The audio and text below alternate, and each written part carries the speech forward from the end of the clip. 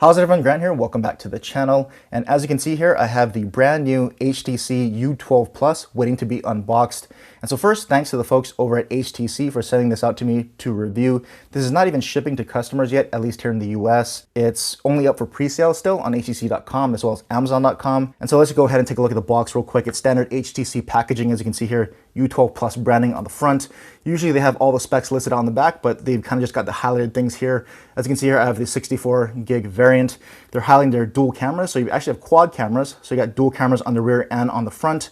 Their sound technology, so they still have HTC BoomSound dual speakers. You still have your Usonic headphones that come in the box with active noise cancellation, as well as support for recording high-res audio there.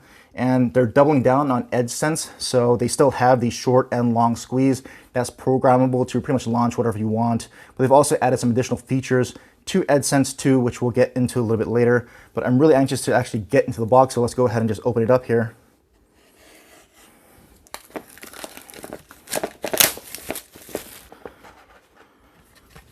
And there you can see the phone right here.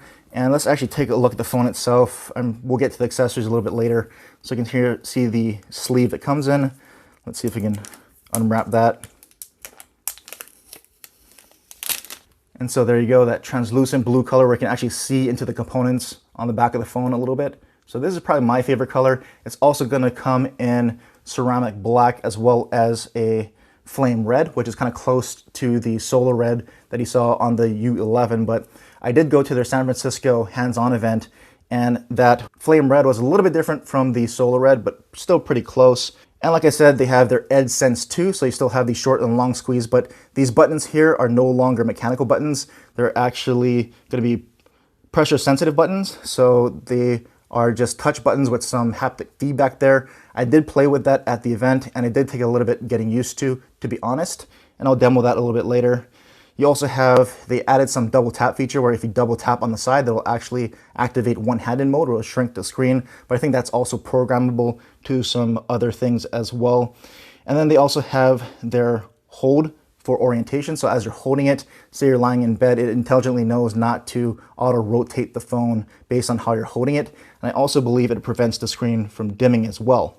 And also there you see on the back, you've got your dual cameras as well as your fingerprint sensor. You still have the BoomSound speakers like I was saying, so you have your quote-unquote tweeter in the earpiece, and more of the lower subwoofer type sounds will come out of the bottom firing speaker right there.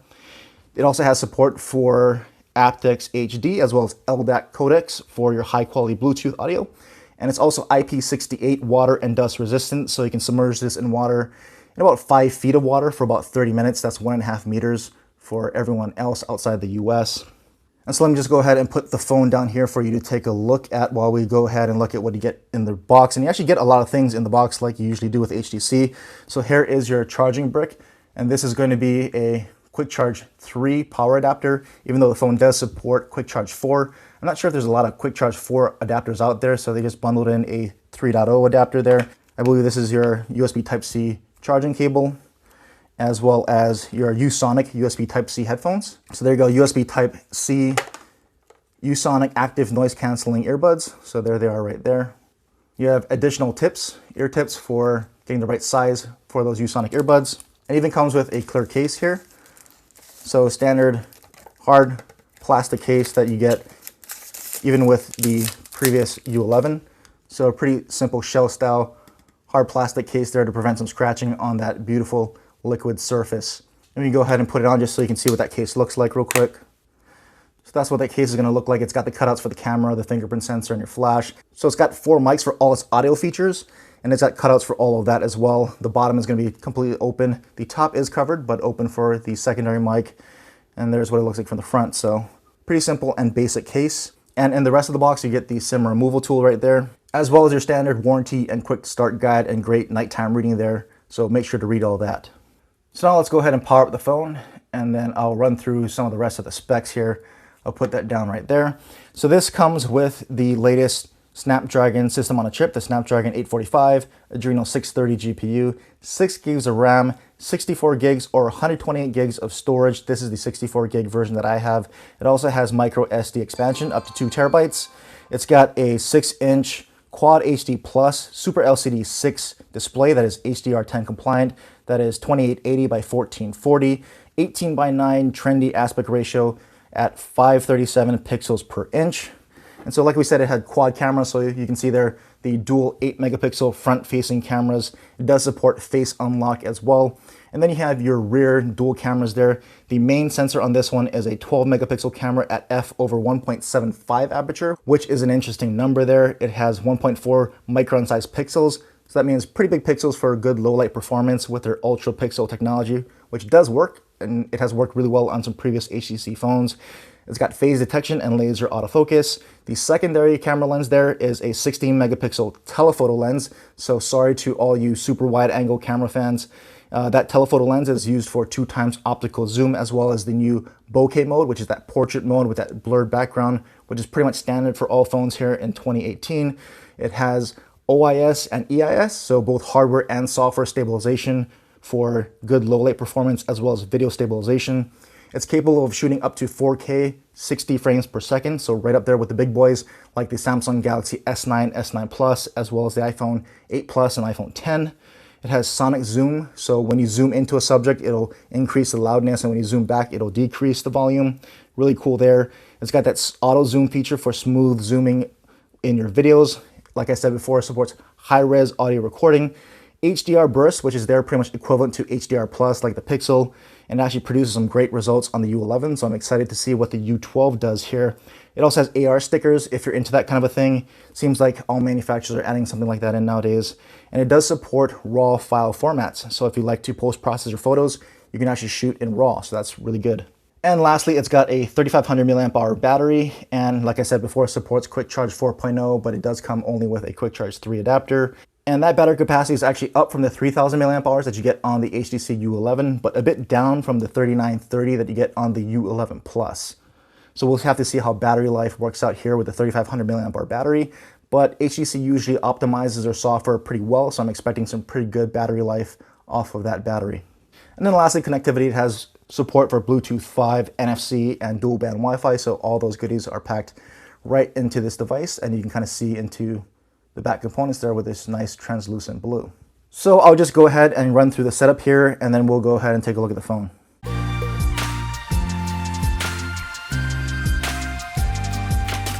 So here we have the Edge setup, so Edge volume and power control. So let's go see what this is all about here. So we go ahead and set that up now. You can see what this is kind of like. Seems to be the kind of the same setup that you had on the U11, so we'll squeeze 3 times. So you can kind of gauge the pressure that you normally squeeze your phone at. We'll just accept that. We'll probably put it down a little bit. So here's where we can try some of the new Edge Sense 2 features. So if I double tap on the side frame of the phone here, it'll shrink it down into one-handed mode. I can double tap it again, and it'll bring it back to normal. Next, and Edge Sense is ready to go. So like I said before, it does support face unlock. So let's go ahead and set that up and see what that's like here. Let me go ahead and set up a pin. And so here's where we can add that face authentication and set up face unlock. Let's see if we can get my face in the frame here. And there we go, so all done. And so here we are on first boot. You're greeted with this nav bar feature if you want to turn on the additional navigation bar features there. So you have a on-off button in your nav bar if you want, as well as to be able to show and hide that bar. I'll go ahead and turn that on just to showcase that and apply. So you can see there the nav bar on the bottom includes those additional options. So if I hit that, it'll turn off the display. And so we can try the face unlock here and see if that works. Probably gonna have to enter my PIN the first time, and I do. So let's go ahead and try face unlock, see if I can get this on camera. And that's pretty quick. So even from kind of behind the camera on the side, it unlocks really quickly. So I just press the power button, and actually, since it is that touch capacitive button, it's actually not too bad to press, a little bit easier than I remember it being at the first look event. So if I just turn it on, immediately unlocks your face unlock. And so here is the same HTC Sense UI that you're probably familiar with if you're familiar with HTC phones. And so they really haven't updated the Sense UI too much, and that's some of the criticism they get. I think they should kind of refresh the interface, even though it's very close to stock. The launcher, I think, needs some work. So now you have the swipe up to get to your app drawer in Oreo, but unfortunately you still have that app drawer icon and you can't get rid of it. I think HTC really needs to add in an option to at least get rid of that app drawer icon. It's just kind of some wasted space on the screen there because you have this nice swipe up feature. I'd rather put an icon there. And here you have the same kind of launcher that you normally see here with some of the options on how you want to rearrange your apps. We can go into the settings menu. You can see that very much stock Android look and feel with the Sense UI. And then we can go ahead and set up our fingerprint sensor, since we have not done that through setup since we did Face Unlock. And so we can add a fingerprint, and just to see how to do it as well as how speedy it is. So go ahead and start by touching the sensor there.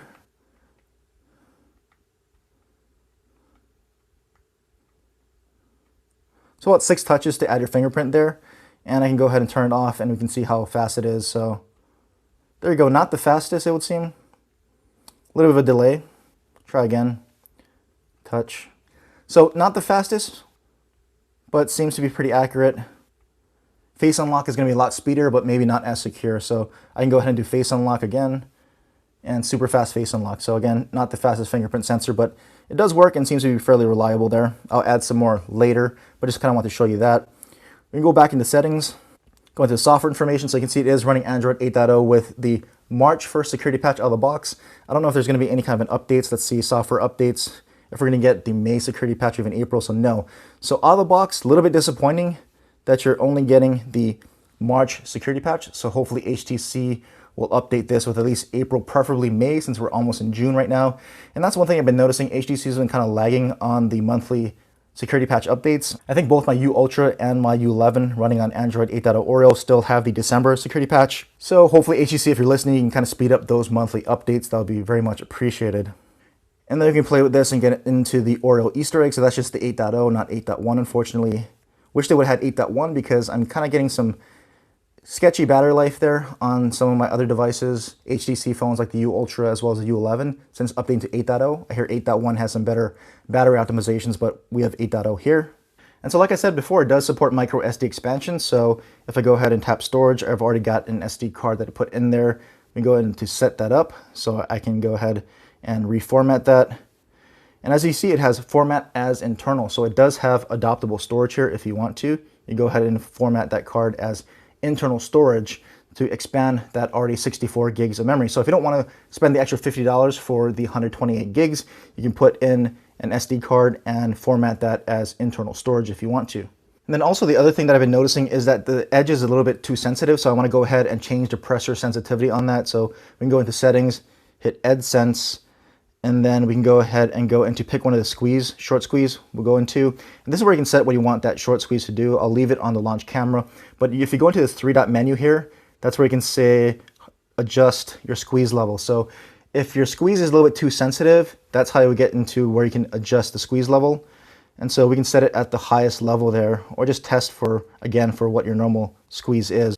But I'm just going to leave it at that highest level of settings, so hopefully I don't have any kind of accidental squeezes. And the one thing to note is that your buttons are going to be the same pressure sensitivity as this. So the harder you make it to squeeze the phone, the harder it's going to be to press those buttons. But even at the hardest setting, like you can see, it's not too hard to actually press these buttons. They're actually a lot more responsive than the units that I was testing at that first look event, so that's actually pretty good. I think I'll be able to get used to this kind of pressure sensitive buttons pretty easily. And then so we can explore some of the rest of the EdgeSense features. So I'm just going to leave the default settings on the short and long squeeze. So if I do a short squeeze, it'll launch the camera app, as you can see there. And if I do a long squeeze, that's set to the Google Assistant, so it'll launch the Assistant there. So pretty easy to activate some of those settings, and you can of course change that to do whatever you want. A bunch of different options here, and set that to kind of whatever you really want it to activate. And so we can take a quick look at the holding gesture. So like I was saying before, based on when you're holding the phone, it'll know not to auto rotate the phone into landscape mode. It'll keep you in portrait mode based on how you're holding the phone, as well as it will prevent the screen from dimming if you want to. So these can both be enabled or disabled. And so I know Android P has a feature to prevent auto rotation, but it involves more manual intervention to say when you want it to do it. But here, just based on your hold, it won't auto rotate the screen. So if I go ahead and launch Chrome, for example, and I'm just holding the phone, and then I go ahead and tilt it, it won't actually rotate the browser into landscape. But if I go ahead and hold it and turn it like this, it knows that I want it in landscape. And if I turn it back, it'll rotate it back. But if I'm holding it one-handed like this, and I tilt the phone, it's actually not rotating the orientation. So that's pretty cool there. And again, double tap on the side should put it into one-handed mode. So you can see it there. If I double tap it again, it'll go back to full screen. So it'll take a little bit getting used to, I think. But you can see double tap there. And if you go into the settings, I think you can change this. So you can actually change what it does. So if you don't like one-handed mode, you can actually use it to be the back button. So if you want to use it to navigate back, or if you want to launch the floating nav bar, you can do that. So if I double tap the side, you can see the nav bar there kind of appear on the side. You can also set it to launch that cool edge launch feature. So if I go ahead and double tap the side, there's your edge launcher. Or you can do any other actions like launch the camera, or pretty much anything else that your squeeze could pretty much do it from what I can see. So I'll just leave it to one-handed mode for now, but it's good to see that this is fully customizable, unlike kind of how the Pixel implementation just allows the squeeze to launch the Google Assistant. Here you have a short squeeze, a long squeeze, you even have that double tap on the side, and they're all fully configurable, so that's very cool. And of course, if you don't like any of these squeeze features or edge sense features, you can always just disable them. And so the one thing that I noticed about the display settings out of the box is that they have this Quad HD Plus screen resolution that's disabled, meaning that it's running at Full HD Plus or 1080p out of the box. And so if you want to take advantage and run it at its max resolution of Quad HD Plus or 1440p, you're going to have to turn that on when you get your device in your display and gesture settings. So when you go home, you can see it resets the resolution now.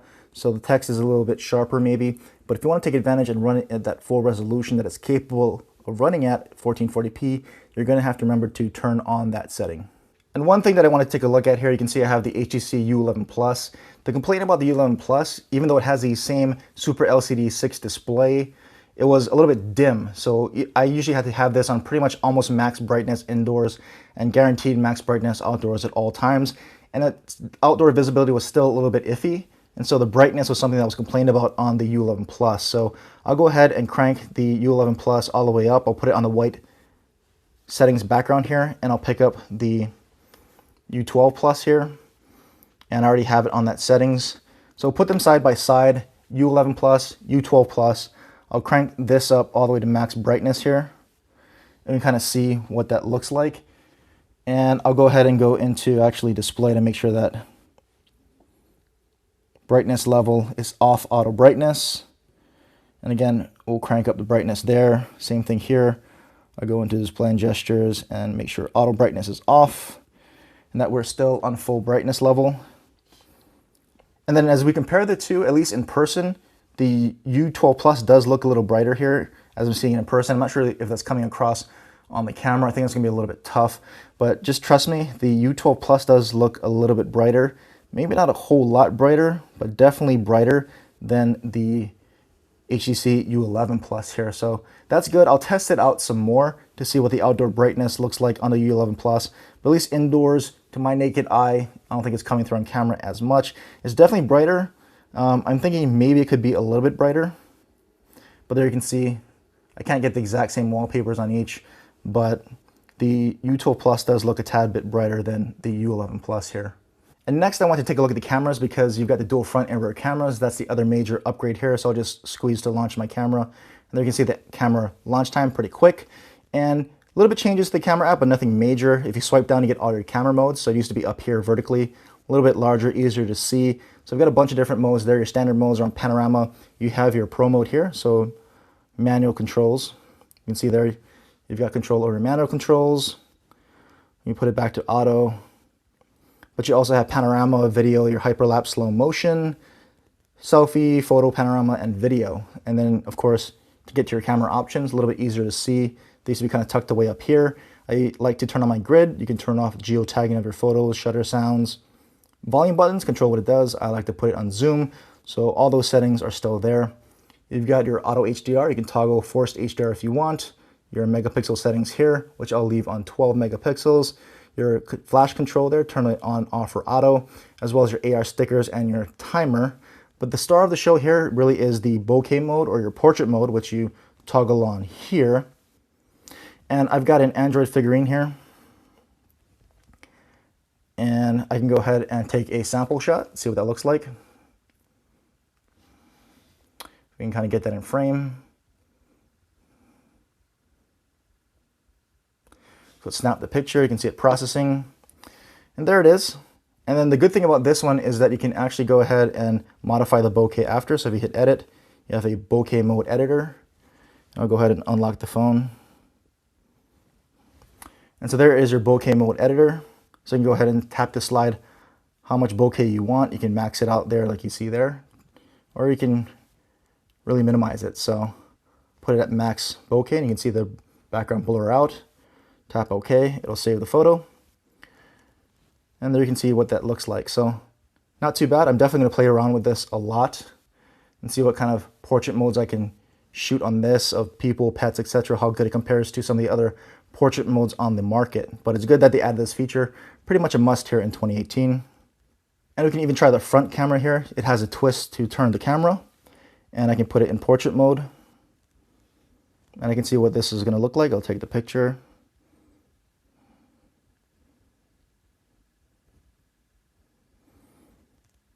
So there it is there. And again, I can go ahead and adjust the bokeh, max it out there. And I'll go ahead and take some sample shots and show them to you guys.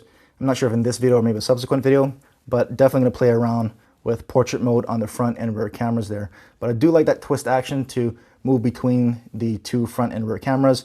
You can also still go ahead and squeeze to take your photo as well if you want. So give it a squeeze and it'll snap the photo. So if you're worried about a shake, it actually will have a little bit of a delay between when you squeeze and when you snap to avoid the shake from when you actually squeeze. And so the other camera upgrade is now you can record at 4K 60 frames per second. So just like a lot of the big boy phones like the Samsung Galaxy S9 or iPhone 10, you can record in 4K 60. So to do that, you just hit your resolution settings, hit 4K, and then your frame rate selection right there between 30 and 60. And you can actually do audio boost. So audio boost is on, that'll boost up the audio that you're recording. Turn it off. So let's go ahead and record a sample. I don't know if it's going to have any kind of a time limit, so we'll find out together. So just hit record. And it does have a 6-minute time limit that you can see there on the left-hand side. So 6 minutes of 4K 60. So we'll see kind of how the sample kind of pans out and turns out. Get in tight here, see how the autofocus looks. And so that's just a quick 4K sample at 60 frames per second there. And now let's go ahead and test some of that sonic zoom audio. So where you kind of zoom in and the audio gets a little bit louder, and when you zoom out, the volume gets a little bit softer. So I'll go ahead and play a clip here. And we'll record it. Thank you very much for joining us today as we announce the latest in a long line. I'll go ahead and zoom in and see if the audio bumps up, and I'll zoom back out and see how the audio sounds there. So you guys a special preview of what we've got on offer. Today we're going to be announcing the HTC U12 Plus, the latest in a long line of amazing flagships from HTC. Takes everything we've learned. So maybe not the best demo because of the proximity, but the volume did increase as I got closer, and it did decrease as I pulled back on it. So I suggest maybe putting in some earphones and see if you could tell the difference. But proximity isn't very far, but I definitely heard that volume adjustment as I zoomed in and out. So now we can go ahead and try the BoomSound audio. So the dual speakers here on the U12 Plus, and hear how they kind of sound. So I'll hit play here. I'll bump up the volume all the way.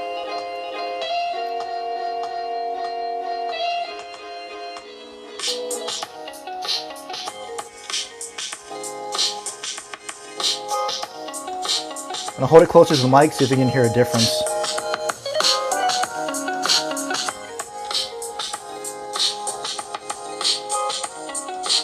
So definitely a pretty good richness. Sounds about on par with other BoomSound devices like the U12 Plus. Pretty good richness, some decent sound separation. Obviously a lot more sound coming out through the bottom firing speaker than through this earpiece. So when I covered up the bottom firing speaker, the sound noticeably decreased versus when I covered up the earpiece. So definitely a lot louder on the bottom firing speaker, which is not surprising, but definitely sounds familiar like BoomSound sounds on the U11 or the U11 Plus. I don't think it's as loud as the S9 Plus. If you want to see a audio comparison between maybe the S9 Plus and the iPhone 10, which also have very good stereo speakers, I can go ahead and compare it to this in a future video, but this is actually sounding pretty good. I'm not sure it's quite as loud as that, but still BoomSound like you probably know it if you've heard BoomSound on other devices. I can actually go ahead and bring in the U11 Plus here and hit play. Max volume, same sound.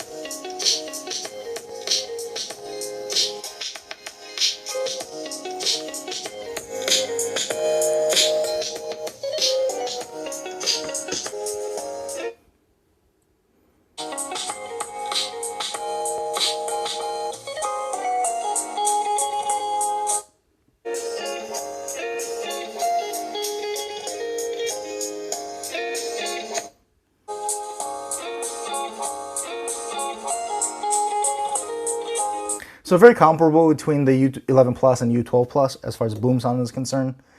And lastly, like I said before, it does not come bundled with a USB Type-C to headphone adapter. So I've got the Pixel adapter here. It has a built-in DAC, and so people are saying that anything with a built-in DAC will actually work like this Pixel adapter. So if you've got something like this laying around, maybe you've got the Pixel or some other headphone adapter, Type-C headphone adapter with a DAC built in, it may work. So let's go ahead and test it out here. Plug it in. And it says USB device connected. We'll hit OK. And I'll just hit play. Max out the volume. And I don't have my good earbuds, so I just grabbed these iPhone earpods, but you can hear the volume playing, so it definitely works. Hopefully that comes through the mic. You can see their headphone up top there. So this adapter definitely works. This is the Pixel USB Type-C to headphone adapter. It's got a built-in DAC, so if you got something similar with a built-in DAC, and maybe that will save you from buying the official HTC adapter, that's about $11 or $12, I think. So if you got something like this laying around, give it a go. May work for you as well. And there you go, that is my not so quick unboxing of the HTC U12 Plus Translucent Blue Edition, but hopefully you found that information useful. If you still have any other questions, leave them in the comment section below, and I'm more than happy to try to answer as many of those questions as possible. Also, let me know what you want to see in future videos on the U12 Plus. I'll be doing my usual camera comparisons, so let me know what cameras you'd like them compared against. Also, any additional comments in general, just leave them in the comment section below. And lastly, again, thanks to HTC for providing this for me to review. And as always, thanks so much for watching.